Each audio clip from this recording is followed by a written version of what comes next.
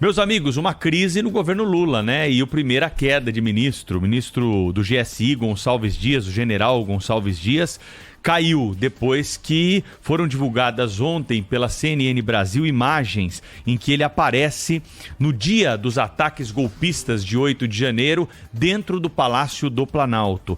Ele e os seus subordinados, de alguma forma, de uma maneira muito estranha, têm até relacionamentos ali com alguns manifestantes. Sem agir de prontidão, sem bater o pé, sem tentar impedir.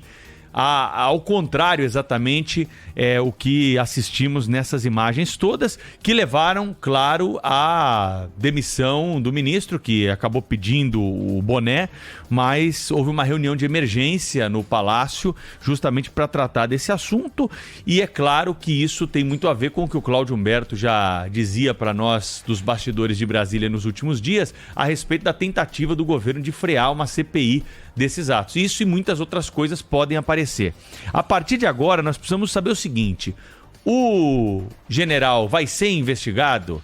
Porque há um inquérito aberto com muita gente sendo investigada e ele tinha não só a responsabilidade, né, de impedir esse ataque, como também tinha a necessidade de identificar que poderia haver um ataque dessa magnitude, uma vez que o GSI é o órgão do governo que controla a inteligência do governo federal. É o responsável pela inteligência, é um dos órgãos de inteligência do governo. E não fez esse monitoramento, não conseguiu captar essa mensagem.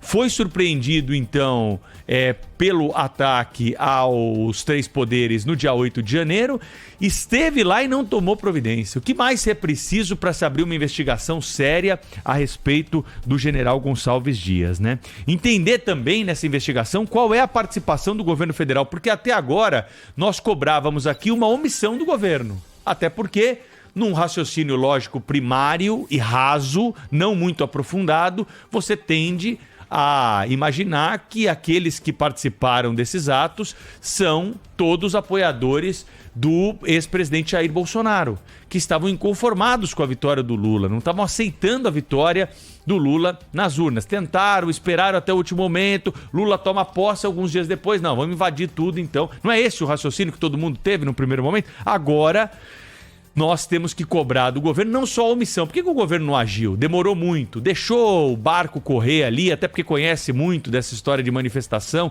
sabe que a corda sempre estoura pro lado de quem depreda, então vamos deixar o barco correr. Foi só a omissão que aconteceu ou teve também algo a mais a ser investigado?